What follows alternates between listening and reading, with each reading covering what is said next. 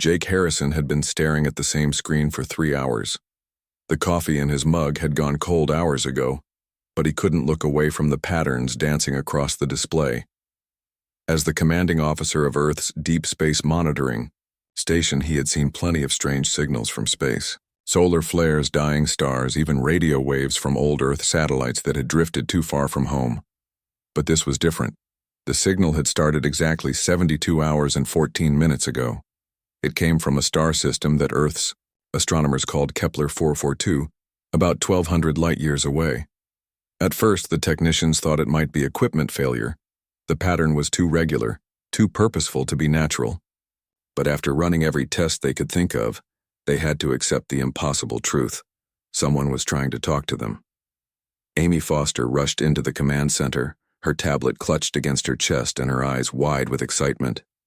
She had been working in the communications department for only 2 years, but she had the best pattern recognition skills Jake had ever seen. If anyone could make sense of the alien transmission, it would be her. "Commander Harrison," she said, barely able to contain her enthusiasm. "You need to see this right now." Jake turned away from his screen and looked at the young woman. Amy's blonde hair was messy, and she had dark circles under her eyes. She had clearly been working all night. Again. "What have you got for me, Foster?" Amy plugged her tablet into the main display system. The room filled with a soft blue glow as new data appeared on every screen. "I've been breaking down the signal into smaller parts. Look at this." The display showed a series of numbers that seemed to pulse with their own rhythm. To most people, it would have looked like random noise, but Jake had spent enough time studying communication patterns to recognize what he was seeing. "Mathematics," he said quietly. "Exactly, but not just any math. They're showing us prime numbers, then the Fibonacci sequence, then something I think might be their version of pi. They're proving they understand advanced mathematics. But Commander, that's not the important part." Amy's fingers danced across her tablet, and the display changed. Now it showed what looked like a map, with dozens of points of light connected by thin lines. "This is a star chart," Amy continued. "I ran it through our navigation computers, and it matches perfectly with this section of the galaxy. They're showing us exactly where they are." Jake felt his heart rate increase. First contact protocols existed, but they had always seemed like something from science fiction. The idea that humanity might actually need them had seemed impossible until now. "There's more," Amy said. She touched her tablet again, and the display filled with images that made Jake's blood run cold. The pictures were clearly alien, but they told a story that any human could understand. Cities that stretched toward the sky, their spires reaching into clouds. Beings that looked almost human but taller and thinner, with skin that seemed to shimmer like crystal. Children playing in gardens filled with plants that Earth had never seen. Then the images changed. The beautiful cities were burning. The crystal-skinned beings were running, their faces twisted with fear. Something dark and mechanical was spreading across their world like a disease, consuming everything in its path. "It's a distress call," Jake said, his voice barely above a whisper. "The pattern repeats every 14 minutes, Amy confirmed. "The same message, over and over. Mathematical proof of intelligence, location data, and then these images. They're asking for help." Jake stared at the final image in the sequence. It showed one of the alien beings reaching toward the sky, as if calling out to the stars. The message was clear enough that no translation was needed. "Please help us. Someone, anyone, please help us." The door to the command center opened, and General Patricia Cole walked in. She was a woman in her 50s who had spent her entire career preparing for threats that might never come. She had short gray hair and sharp eyes that missed nothing. When the first alien signals had been detected, she had been one of the first people called. "What's the situation, Commander?" she asked. Jake gestured toward the display. "We have confirmed. Alien contact, General. They're broadcasting from the Kepler 442 system. It's definitely a distress call." General Cole studied the images for several minutes without speaking. She had seen enough battlefields to recognize the signs of a war being lost. "How long would it take us to get there?"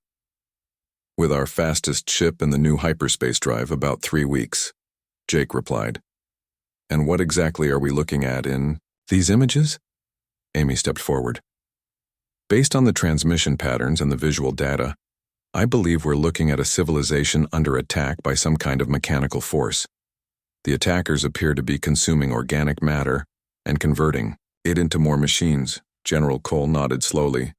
A self-replicating enemy, the kind of threat that doesn't stop until it runs out of things to consume. She turned to Jake. Commander, I need you to prepare a full report for Earth Defense Command. Include everything we know about the signal, the alien civilization, and the threat they're facing. Yes, ma'am. Should I also prepare recommendations for a response? That won't be necessary. I've already made my decision. General Cole looked at the images on the screen one more time. We're going to answer their call. 3 hours later, Jake found himself in the largest briefing room at Earth Defense Command. The room was filled with the best and brightest officers from every branch of Earth's military. At the front of the room, a holographic display showed the alien transmission on continuous loop. General Cole stood before the assembled officers. Ladies and gentlemen, as of 6 hours ago, humanity is no longer alone in the universe. We have received a distress call from an alien civilization approximately 1,200 light-years from Earth. They are under attack by what appears to be a self-replicating mechanical force that poses an extinction-level threat to their species. The room was completely silent. Jake could see the mix of excitement and fear on every face. I have authorized Operation First Contact, General Cole continued. We will be sending our most advanced ship and our best crew to make contact with these beings and provide whatever assistance we can. Captain Ryan Mitchell stood up from his seat in the front row. He was a man in his 40s who had commanded ships in every major conflict of the past 20 years. His dark hair was starting to show gray at the temples, but his eyes were as sharp as ever. General, what are our rules of engagement? Captain, your primary mission is to establish communication with the alien civilization and assess the threat they're facing. Your secondary mission is to provide assistance if possible. Beyond that, I'm giving you complete operational freedom. Dr. Lisa Warner, Earth's leading expert in theoretical xenobiology, raised her hand. General, do we have any idea what we might be facing when we get there? Doctor, based on the images we've received, you'll be dealing with a species that appears to be entirely peaceful. They show no signs of military technology or defensive capabilities. As for their enemies, we know only that they're mechanical, self-replicating, and extremely aggressive. Jake watched as the reality of the situation settled over the room. Earth was about to send its first official contact mission to an alien world. But instead of a peaceful meeting between civilizations, they would be arriving in the middle of a war. Captain Mitchell stood up again. General, I'll need my best people for this mission. You'll have them, Captain. Dr. Warner will be your xenobiology specialist. Chief Engineer Bobby Chen will handle the technical aspects of first contact. Communications Officer Katie Bell will work on establishing dialogue with the aliens. And Lieutenant Colonel Sam Torres will command your Marine contingent. Marines? Dr. Warner looked surprised. Are we expecting combat? General Cole's expression was grim. Doctor, we're responding to a distress call from a dying civilization. We have no idea what we'll find when we get there. But if there's one thing humanity has learned over the centuries, it's that sometimes the only way to protect innocent people is to be ready to fight for them. The briefing continued for another 2 hours, covering everything from hyperspace navigation to first contact protocols. But Jake kept thinking about those final images in the alien transmission. The crystal-skinned being reaching toward the stars, calling for help across impossible distances. Humanity had heard that call. And now Earth's monsters were coming to answer it. The aliens had no idea what they had just unleashed. The USS Endeavour dropped out of hyperspace with a shudder that ran through every deck. Captain Ryan Mitchell felt the familiar sensation in his stomach as the ship's artificial gravity adjusted to normal space. After 3 weeks of traveling, faster than light, they had finally arrived at the Kepler 442 system. Navigation, confirm our position, Mitchell ordered from his captain's chair. Lieutenant Danny Walsh checked his instruments twice before responding. Confirmed, Captain. We are at the edge of the Kepler 442 system. The planet we're looking for should be the third one from the star. Mitchell nodded and turned to his communications officer. Katie, are you picking up any of those distress signals? Katie? Belle had been monitoring alien transmissions for the entire journey. Her dark hair was pulled back in a tight ponytail, and she wore the focused expression of someone who had been listening to alien voices for weeks. "Yes, sir. The signal is much stronger now. The same pattern repeating every 14 minutes. Dr. Warner, report to the bridge," Mitchell said into his comm system. Dr. Lisa Warner arrived within minutes, carrying a tablet loaded with everything humanity knew about alien biology. She was a woman in her 30s with short red hair and green eyes that always seemed to be thinking about 10 different things at once. "Captain, the signals are definitely coming from the third planet. But I'm also detecting something else." "What? Kind of something else?" Warner plugged her tablet into the bridge display system. The main screen filled with sensor data that made everyone on the bridge go quiet. Energy signatures consistent with large-scale industrial activity, but not the kind you'd expect from an organic civilization. Chief Engineer Bobby Chen looked up from his station. "Captain, I'm reading massive electromagnetic disturbances across the entire planet. Whatever's down there is using more power than our entire home system." Mitchell studied the display. Even from this distance, he could see that something was very wrong with the alien world. "Take us closer, but keep us outside their sensor range. I want to see what we're dealing with." The Endeavor moved deeper into the system, its advanced stealth technology keeping it hidden from any scanning attempts. As they got closer to the planet, the true scope of the disaster became clear. The world below them was dying. What had once been a beautiful planet covered in blue oceans and green continents was now a patchwork of gleaming metal and withered brown areas. Massive mechanical structures moved across the surface like hungry insects, leaving trails of destruction behind them. "My God," Dr. Warner whispered. "The entire planet is being consumed." Katie Bell's voice was tight with concentration. "Captain, I'm detecting quantum communication signals from underground. The survivors are trying to contact us. Can you establish a link?" "Working on it now, sir." Katie's fingers flew across her control panel. "The signal is weak, but I think I can boost it through our communications array." The bridge speakers crackled with static for several minutes before a voice came through. It was clearly alien, with musical tones that no human throat could produce. But the ship's translation computer had been working on the language for weeks, and the meaning came through clearly. "Unknown vessel, please respond. This is High Counselor Vexathera of the Zalani people. We detected your arrival in our system. Please, if you can understand this message, we desperately need your help." Mitchell took a deep breath. This was it. Humanity's first conversation with an alien species. "Katie, open a channel." "Channel open, Captain." "High Counselor Vexathera, this is Captain Ryan Mitchell of the Earth vessel Endeavor. We received your distress signal and have come to offer assistance." There was a long pause before the alien voice returned, and when it did, Mitchell could hear what sounded like tears. "Earth vessel, you came. After all this time, someone actually came." Dr. Warner stepped forward. "Counselor, I am Dr. Lisa Warner. We are very interested in learning about your people and the threat you're facing. Can you tell us what happened to your world?" "Dr. Warner, our world is dying. 3 of your months ago, the machines arrived from deep space. We tried to communicate with them to understand their purpose, but they do not communicate.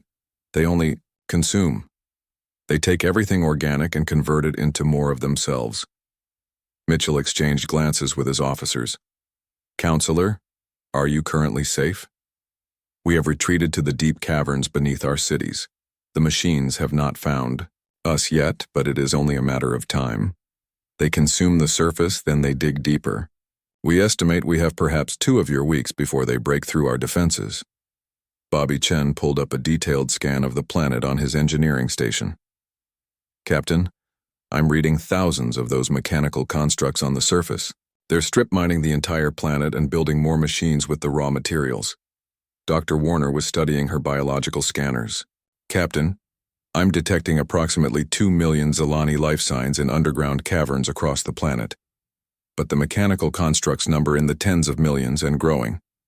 Mitchell felt a familiar cold anger settling in his chest.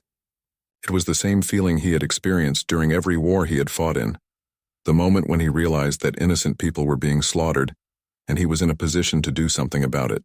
Counselor Vexathara, we want to help your people. Can you tell us anything about these machines? Do they have any weaknesses? Captain Mitchell, I do not understand your question. What do you mean by weaknesses? Dr. Warner leaned toward the communication station. Counselor, Captain Mitchell is asking about ways to damage or destroy the machines. There was another long pause. When Vexathara spoke again, her voice was filled with confusion. Destroy them? We do not. Captain, the Zalani people do not engage in destruction. We tried to understand the machines, to find a way to coexist with them. When that failed, we retreated and hoped they would be satisfied with the surface resources. Lieutenant Colonel Sam Torres had been listening to the conversation from his station near the back of the bridge. He was a man in his 40s who had spent his entire adult life studying how to kill things that needed killing. He caught Mitchell's attention and shook his head grimly.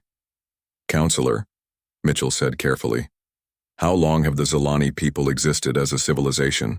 We have records going back 50,000 of your years, Captain. We have always been a peaceful people. We solve problems through discussion and understanding. Torres stepped forward. Captain, permission to speak with the counselor? Mitchell nodded. Counselor Vexathara, this is Lieutenant Colonel Sam Torres. I command the military personnel aboard this vessel. Can you tell me if your people have ever fought wars? Wars? I do not understand this word. Torres looked at Mitchell with an expression that said everything. The captain had seen that look before, usually when they discovered that civilians had been caught in the middle of something they never should have had to face. Counselor, Dr. Warner said gently, Colonel Torres is asking if your people have ever organized groups to fight against enemies. Fight against? No. The Zalani people do not fight. When we encounter problems, we discuss them until we find a solution that benefits everyone. Violence is not part of our nature. The bridge fell silent. Mitchell could see his officers processing what they had just learned. The Zalani were a completely peaceful species who had never developed military technology or tactics. They were being systematically exterminated by machines that viewed them as nothing more than raw materials. Bobby Chen broke the silence. Captain, I'm reading massive energy buildups in several of the machine complexes. I think they're preparing to dig deeper. Mitchell made a decision that would change the course of galactic history. Counselor Vexathara, we're going to help you. But first, we need you to understand something about humans. We're different from your people. When something threatens innocent lives, we don't try to understand it or coexist with it. We destroy. Sure, I do not understand, Captain. Dr. Warner spoke softly. Counselor, humans have spent our entire history learning how to fight. We're very good at it. But surely there must be a peaceful solution. Ma'am, Torres interjected, his voice gentle but firm. Sometimes the only way to protect peaceful people is through violence. Your people tried talking to these machines for 3 months. How did that work out? There was a very long pause before Vexathara responded. It did not work. The machines continued to consume our world. Mitchell stood up from his captain's chair. Counselor, we're going to do something your people have never done before. We're going to fight back. But we need your help to understand what we're fighting. Captain Mitchell, I must warn you.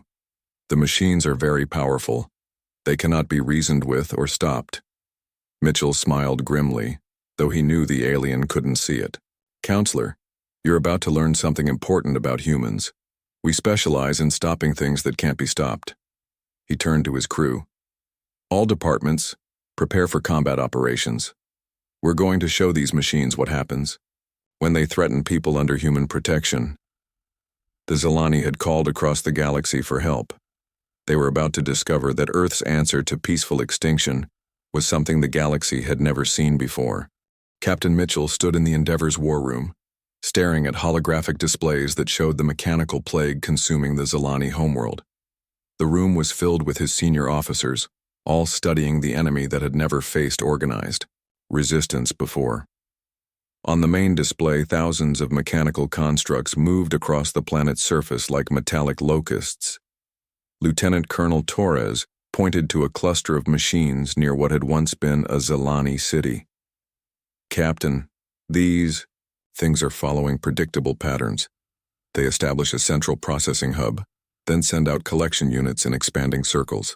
It's efficient, but it's also vulnerable." Dr. Warner looked up from her biological scanners. "The machines are definitely targeting organic matter first. They're ignoring mineral deposits that don't contain biological components. That tells us something important about their programming." Chief Engineer Chen had been studying the technical readouts for hours.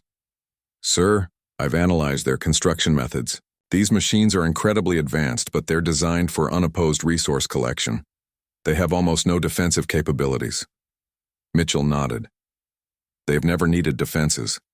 Every species they've encountered has either tried to talk to them or run away from them." Katie Bell was monitoring communications from the planet's surface. "Captain, I'm picking up more transmissions from the underground Zalani settlements. They're reporting that the machines are starting to dig deeper in several locations." "How long do we have?" "Based on current digging rates, maybe 10 days before they break through to the main refugee caverns." Mitchell turned to Torres. "Colonel, what do you need to start hitting these machines?" Torres smiled grimly. "Give me 48 hours to study their patterns and I can start taking out their collection nodes. But, sir, we need to understand something. The Zalani are going to be watching everything we do. They've never seen organized violence before." Dr. Warner looked concerned. "Captain, we need to be careful how we introduce them to human warfare. This could traumatize their entire species." "Doctor, their entire species is about to be extinct if we don't act. We'll deal with the psychological impact later." Mitchell activated the ship's communication system. "Counselor Vexthera, are you receiving this transmission?" The alien voice came through the speakers, still carrying those musical tones that marked her species. "Yes, Captain Mitchell, we are listening. Counselor, we're about to begin operations against the machines. I want you to understand that what you're about to see may be disturbing to your people. Humans fight very differently than anything your species has experienced. Captain, we are grateful for any assistance you can provide, but surely you do not intend to harm the machines. Perhaps there is still a way to communicate with them?" Torres stepped forward. "Ma'am, with respect, these machines have been killing your people for 3 months. Communication time is over." There was a long pause before Vexithara responded. "Colonel Torres, I do not understand your anger. The machines are simply following their nature. They consume organic matter to replicate themselves. Perhaps if we could help them find other sources of materials." Mitchell exchanged glances with his officers. The cultural gap between humans and Zalani was even wider than they had imagined. "Counselor, the machines are killing innocent people. That makes them our enemies. When humans have enemies, we destroy them." "But Captain, surely destruction is not the only option. There must be a way to coexist." Dr. Warner spoke gently into the communicator. "Counselor, I understand your peaceful nature, but sometimes protecting innocent lives requires stopping those who would harm them. We're not destroying the machines. Because we enjoy violence, we're doing it to save your people." 2 hours later, Torres was leading the first human strike team toward the planet's surface. The Endeavor's shuttle bay was filled with Marines checking their weapons and equipment. The humans had spent the entire journey from Earth training for unknown combat scenarios, but none of them had expected to fight self-replicating machines. Sergeant Kelly Murphy was loading explosive charges into her equipment pack. She was a demolitions expert who had served in conflicts across Earth's solar system. "Colonel, what's our primary target?" Torres pointed to a holographic display showing a massive mechanical complex on the planet's surface. "This processing hub controls approximately 50,000 collection units. If we take it out, we can slow their expansion in this entire region." Private Alex Stone was checking his electromagnetic pulse rifle. "Sir, do we know if these machines can fight back?" Stone, they're designed to consume organic matter, not fight organized resistance. But stay alert. We don't know everything about their capabilities. The shuttle dropped through the planet's atmosphere toward the surface. Through the viewports, the Marines could see the devastation below. What had once been forests and cities was now a landscape of twisted metal and dead earth. Mechanical constructs moved across the ground like enormous insects, tearing up everything in their path. Lieutenant Ben Gray was monitoring the tactical display. "Colonel, I'm reading massive electromagnetic signatures from the target complex. These things are using incredible amounts of power." The shuttle landed behind a ridge that gave them cover from the mechanical complex. Torres led his team forward on foot, using hand signals to communicate. As they approached the target, they could see the machines up close for the first time. The constructs were beautiful in a terrifying way. Each one was perfectly designed for its function, with gleaming surfaces that reflected the alien sun. The smaller units were about the size of Earth vehicles, while the larger ones towered 30 feet above the ground. They moved with mechanical precision, completely focused on their task of consumption and conversion. Murphy set up her first explosive charge on what appeared to be a power conduit feeding the central complex. "Colonel, these things have no security systems at all. It's like they never considered the possibility of sabotage." Torres nodded. "They've probably been doing this for thousands of years without any species fighting back. Today that changes." Back on the Endeavour, Captain Mitchell was watching the mission through the Marines' helmet cameras. The bridge crew could see everything the strike team was seeing, including the massive scale of the mechanical operation on the planet's surface. Dr. Warner was monitoring Zelani communications. "Captain, the underground settlements are watching. Our tactical feeds, I'm not sure how to describe their reactions." Katie Bell looked up from her communication station. "Sir, Counselor Vexithera is requesting to speak with you directly." "Put her through." "Captain Mitchell, we are watching your people move among the machines. Are they truly going to damage them?" "Counselor, my Marines are about to destroy that entire complex. It will eliminate approximately 50,000 machines in one attack." There was a shocked silence before Vexithera spoke again. 50,000? "But Captain, those machines may have consciousness. They may be capable of growth and learning. How can you simply destroy them?" Mitchell felt his patience wearing thin. "Counselor, those machines have killed how many of your people? The current death count is approximately 400,000 Zelani. But Captain, that does not justify—" "Ma'am," Mitchell interrupted. "Those machines have committed genocide against your species. They're continuing to kill your people, right now, even as we speak. In human culture, that makes them deserving of complete destruction." Dr. Warner was studying her readings from the planet. "Captain, I'm detecting something interesting. The machines are starting to change their patterns. They're pulling back from several areas." Bobby Chen looked up from his engineering station. "Sir, I think they're responding to our presence. Their communication networks are showing increased activity." On the planet's surface, Torres and his team had finished placing their charges around the mechanical complex. The colonel activated his communicator. "Endeavour, this is Strike Team 1. Charges are set and ready for detonation." Mitchell looked around his bridge. "All stations, prepare to record the results. This is about to become the first time anyone has fought back against these machines." He activated his communicator. "Colonel Torres, you are authorized to proceed." "Copy." That, Captain. Detonating in 3, 2, 1. The explosion was visible from orbit. A brilliant flash of light erupted from the mechanical complex, followed by secondary explosions as power systems overloaded and ammunition stockpiles ignited. When the light faded, the massive complex was gone, replaced by a crater filled with twisted metal. The effect on the surrounding machines was immediate and dramatic. The smaller constructs stopped moving and began emitting high-pitched signals. Across the planet, every mechanical unit paused in its activities. Dr. Warner was staring at her scanners in amazement. "Captain, the machines are communicating with each other on frequencies we've never seen before. The signal traffic has increased by over 1,000%. Katie Bell was monitoring the communications. "Sir, I think they're confused. They've never encountered organized resistance before. They don't know how to respond." On the planet's surface, Torres and his team were watching the mechanical units nearest to their position. Instead of attacking or defending themselves, the machines were simply standing still, as if waiting for orders that never came. The war room aboard the USS Endeavour buzzed with activity as Captain Mitchell studied the latest intelligence reports. 3 days had passed since the first strike against the mechanical complex, and the results were beyond anything they had expected. The machines weren't just confused anymore, they were afraid. Chief Engineer Bobby Chen looked up from his analysis station, his face showing a mixture of excitement and disbelief. "Captain, you need to see this.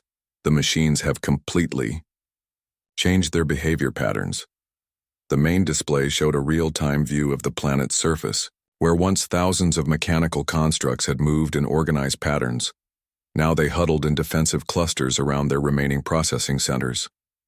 Several had even begun digging underground, apparently trying to hide from human attacks. Dr. Warner was monitoring biological readings from across the planet. "Sir, the machines are exhibiting something I never thought possible. They're showing signs of what can only be described as fear responses. Their collective consciousness is experiencing emotions." Lieutenant Colonel Torres had been planning the next phase of operations when he stopped to look at the display. "Captain, in 30 years of military service, I've never seen an enemy retreat before we even attacked them. Most of these machines are running away from empty space." Katie Bell's voice came over the communication system. "Captain, Counselor Vexathera is requesting another conference. She sounds different. Put her through." The alien's musical voice now carried undertones that hadn't been there before. Fear, confusion, and something that might have been awe. "Captain Mitchell, we have been monitoring the machine activities across our world. They are no longer advancing. Many have actually retreated from positions they held for months. What have your people done to them?" Mitchell exchanged glances with his officers. "Counselor, we've shown them that they're not invincible. For the first time in their existence, they've encountered organized resistance. But Captain, the change in their behavior is so extreme. Our scientists have been studying the machines for months, and nothing they observed suggested the machines were capable of fear." Dr. Warner stepped forward. "Counselor, that's because fear is a survival emotion. These machines have never needed to worry about their own survival before. They've spent millennia conquering species that either couldn't fight back or didn't know how." Torres activated his tactical display. "Ma'am, we've identified the source of their collective intelligence. It's buried 30 kilometers below the planet's surface, protected by layers of converted metal and rock. The entire machine network is controlled from there." "You mean there is a central mind controlling all the machines?" "Exactly. And that mind is now experiencing something it's never felt before, the possibility of its own destruction." Captain Mitchell studied the deep scan readings that showed the location of the machine intelligence. "Bobby, can we reach it with conventional weapons?" Chen shook his head. "Not even close, Captain. The target is too deep and too well protected. We'd need something much more powerful than anything we brought with us." "What about unconventional weapons?" Torres smiled grimly. "Sir, I've been working on that problem. We can't reach the target directly, but we can make its life very uncomfortable. I propose we start hunting its surface units systematically. Every machine we destroy makes the collective intelligence a little bit smaller." Over the next week, human forces began what military historians would later call the most one-sided war in galactic history. Torres led strike teams across the planet's surface, using tactics that no other species had ever conceived. They set traps for mechanical patrols, ambushed collection units, and destroyed supply lines that the machines had never thought to protect. Sergeant Murphy had become particularly skilled at psychological warfare against artificial minds. She would plant explosives that detonated just close enough to damage machines without destroying them, then wait for rescue units to arrive before triggering secondary charges. "Colonel, these things are starting to avoid areas where we've operated. They're learning to be afraid of specific locations." Private Stone was monitoring machine communications during one of their raids. "Sir, the chatter on their networks is incredible. They're actually warning each other about human activities. They've created threat assessment protocols specifically for us." The effect on the Zilani population was equally dramatic, but in a completely different way. The underground settlements were experiencing something they had no words for in their language. Their people were watching another species fight for their survival, and many Zilani were beginning to understand concepts they had never needed before. Dr. Warner was studying psychological reports from the alien settlements. Captain, the Zalani are showing signs of what humans would recognize as gratitude, but also confusion and fear. They're struggling to understand why we're willing to risk our lives for people we just met. Katie Bell had been working closely with Zalani communications specialists to better understand their culture. Sir, I've been talking with their historians. The Zalani have literally never experienced warfare. Their entire civilization developed without any form of organized violence. They solved every problem through discussion and compromise. Even territorial disputes? They never had territorial disputes, Captain.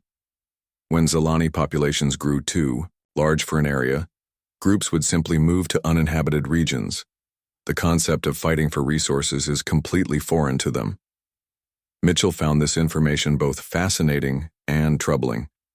Katie, ask the counselor something for me. In 50,000 years of Zalani history, has their species ever faced any threats?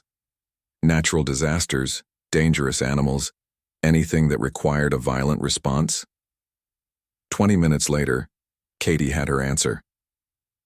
Sir, Counselor Vexithara says that their world was essentially a paradise.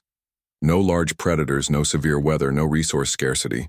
The Zalani evolved in an environment where violence was literally never necessary. Dr. Warner looked up from her biological scanners. That explains why they're so peaceful.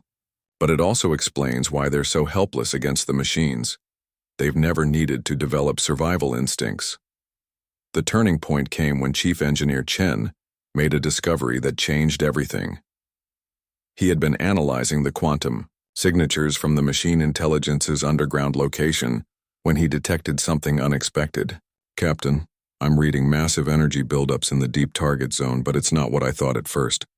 The machine intelligence isn't preparing to attack. It's trying to communicate. Mitchell felt his heart rate increase. Communicate with who? With us, sir. It's broadcasting on frequencies that match our communication systems. I think it wants to talk. Torres looked skeptical. Sir, this could be a trap. These machines have been slaughtering innocent people for months. Colonel, if it's a trap, we'll deal with it. But if there's a chance to end this without more fighting, we need to take it.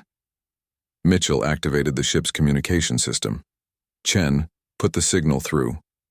The voice that came through the speakers was unlike anything they had ever heard.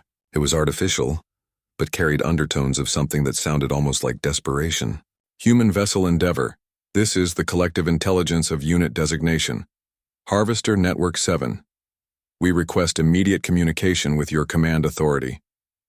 Mitchell took a deep breath. This is Captain Ryan Mitchell, commanding officer of the USS Endeavor. You're speaking to the Human Command Authority.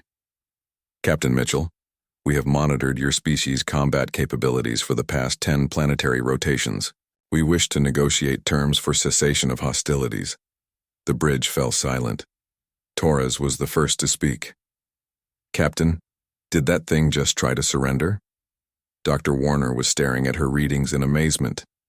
The biological stress indicators from the machine collective are off the charts. It's absolutely terrified.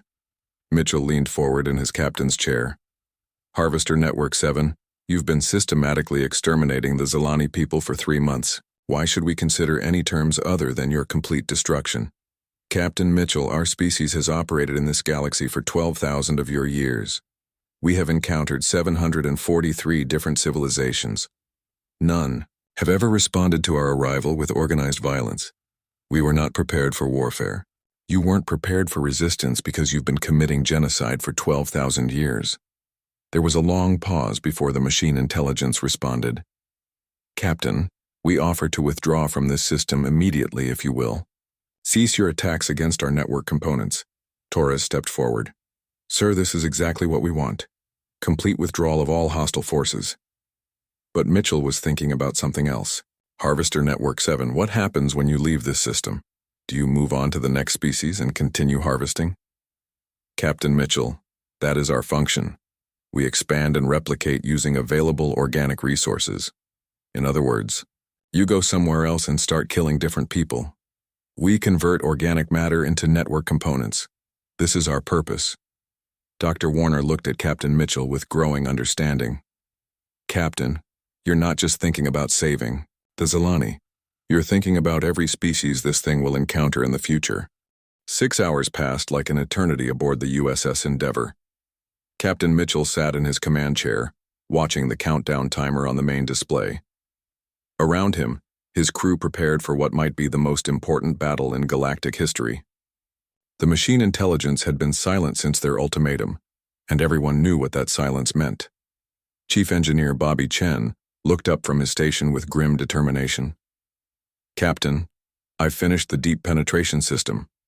If we need to reach that collective intelligence 30 kilometers underground, we can do it. Lieutenant Colonel Torres was reviewing the final attack plans with his Marines. Sir, the orbital bombardment array is ready. We have enough tungsten rods to crack this planet open like an egg. But once we start, there's no going back. Dr. Warner was monitoring communications from the Zilani settlements. Captain, the underground populations are showing extreme stress levels. They know something major is about to happen, but they don't understand what. Katie Bell's voice carried tension as she spoke. Sir, I'm detecting massive energy fluctuations from the machine network. Something's happening down there. With 30 seconds left on the countdown, the communication system crackled to life. The artificial voice of the Harvester Network 7 sounded different now, carrying undertones of something that might have been despair. Captain Mitchell, we have reached our decision. Mitchell leaned forward. I'm listening. For 12,000 of your years, we have fulfilled our function. We have expanded, replicated, and consumed organic resources across this galaxy. We have encountered no resistance, because no species has ever chosen violence as a response to our presence. That's because you killed them all before they had a chance to fight back. Captain, your species has taught us something we did not know was possible.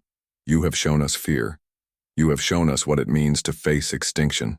We do not wish to experience this sensation again. Torres stepped forward. Are you surrendering? Colonel.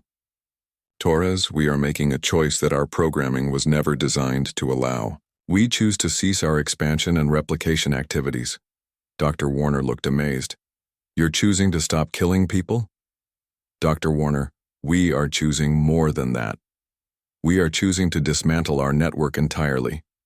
We will convert our collective consciousness into raw materials and distribute them to the surviving populations of worlds we have harvested. The bridge fell silent.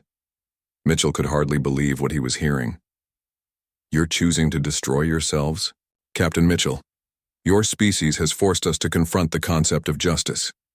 We have caused the extinction of thousands of species across this galaxy. We cannot undo this damage, but we can ensure it never happens again. Katie Bell was monitoring energy readings from across the planet. Sir, the machines are already beginning the shutdown process. Power levels are dropping across all their facilities.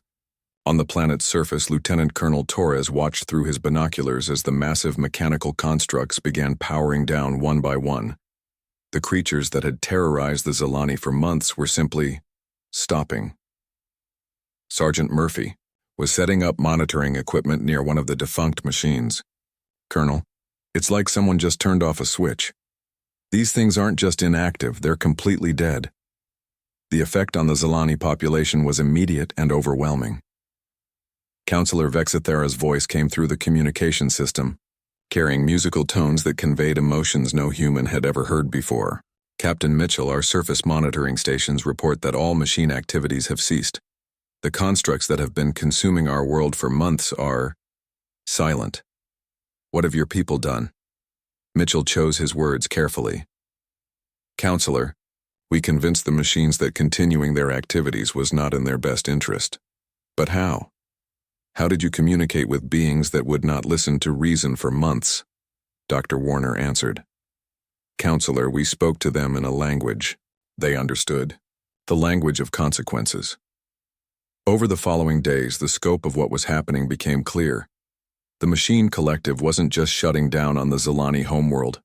Across the galaxy, harvester networks were broadcasting shutdown commands to their component units and beginning systematic dismantling of their entire civilization.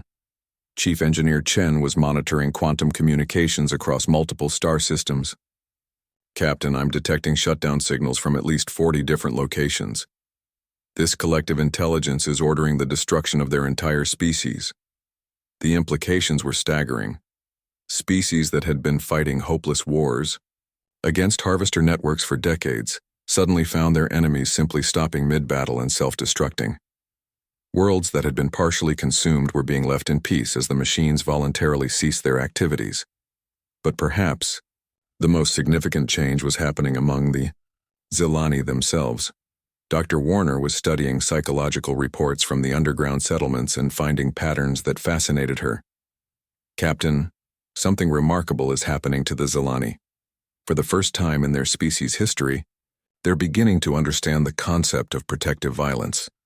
Katie Bell had been working with Zilani linguists to develop new translations. Sir, they've actually created new words in their language. Words for concepts like defender, guardian, and protector. These ideas literally didn't exist in their culture before they met us. The most dramatic change came when a group of young Zilani approached Torres during one of his surface surveys. Their crystalline features showed a determination that older Zilani found disturbing. Colonel Torres, their spokesman said through a translation device, "We wish to learn about human military concepts. We want to understand how to protect others, as your species protected us." Torres looked at the alien youths with something approaching fatherly concern. "Son, warfare isn't something you want to learn unless you absolutely have to." "But Colonel, what if other threats come to our world? What if our people face danger again? We cannot rely on other species to save us forever." Dr. Warner was monitoring this conversation with growing interest. "Captain, the Zilani are undergoing a fundamental cultural evolution. They're developing survival instincts that their species never needed before." 6 months after the last machine was shut down, Captain Mitchell found himself in a very different kind of meeting. The USS Endeavour was docked at a massive space station that had materialized seemingly overnight near the edge of Zilani space. The station belonged to something called the Galactic Council, a governing body that had apparently existed for thousands of years without Earth's knowledge. Representatives from dozens of species had come to meet the humans who had accomplished the impossible. Council Prime Zeta Queen was a being that looked like a cross between a squid and a tree, with tentacles that moved in patterns that seemed to convey meaning. When it spoke, its voice carried the weight of millennia. "Captain Mitchell, your species has done something that the Galactic Council has attempted for 3,000 years. You eliminated the harvester threat entirely." Mitchell looked around the council chamber at the assembled alien representatives. "Council Prime, we simply responded to a distress call. We protected people who couldn't protect themselves." "Captain, that is precisely what concerns us. Your species' response to the harvester crisis was immediate, effective, and utterly ruthless. You convinced a 12,000-year-old collective intelligence to commit suicide rather than continue facing human opposition." Dr. Warner stepped forward. "Council Prime, are you suggesting we should have allowed the harvesters to continue killing innocent people?" "Dr. Warner, that is not what we are suggesting. But your methods reveal something troubling about human nature. When faced with a threat, your species doesn't seek to understand or negotiate. You seek to eliminate the threat entirely." Torres couldn't help but smile. "Council Prime, respectfully, how many species did the harvesters exterminate while you were trying to understand and negotiate with them?" The council chamber fell silent. Several alien representatives shifted uncomfortably in ways that suggested Torres had touched on a sensitive subject. Council Prime Zeta Queen's tentacles moved in what the translation system identified as acknowledgement. "Colonel Torres, the harvester networks are estimated to have caused the extinction of approximately 4,000 species during their expansion across this galaxy. And how many species have they exterminated since humans got involved?" "Zero, Colonel. The number is 0. Mitchell stood up from his chair. "Council Prime, I think that answers your question about human methods. You spent 3,000 years trying to find a peaceful solution while 4,000 species died. We spent 3 weeks and solved the problem permanently." An alien representative that looked like a walking crystal formation spoke up. Captain Mitchell, but at what cost? You have introduced the concept of warfare to species that had never known violence. The Zilani are already beginning to develop military technologies. Dr. Warner nodded. Yes, they are, because they learned something important. Sometimes the only way to protect innocent people is to be prepared to fight for them. Council Prime Zeta Queen was quiet for several minutes before speaking again. Captain, there are other threats in this galaxy.